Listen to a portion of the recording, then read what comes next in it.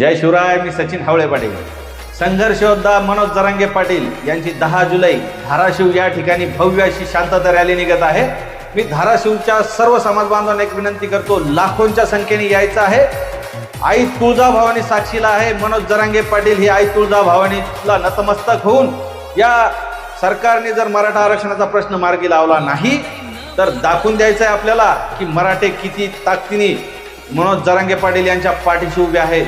आपले जरी फितूर झाले तर त्यांना सोडून द्या, कुणी कितीही एक झाले तरी सोडून द्या आणि मराठ्यांची ताकद शांततेत येऊन कशी क्रांती मराठे करू शकतात हे दाखवून देण्याची वेळ आलेली आहे. आपल्या लेकरा बाळांसह मित्र परिवारासह लाखोंच्या संख्येने यायचं आहे.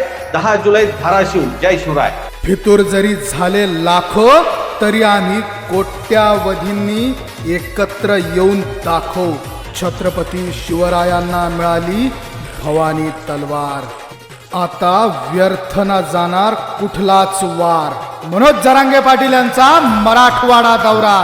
चलो धाराशिव. अखंड मराठा समाज जनजागृती दौरा धाराशिव. दिनांक 10 जुलै 2024. सोबत मराठ्यांचा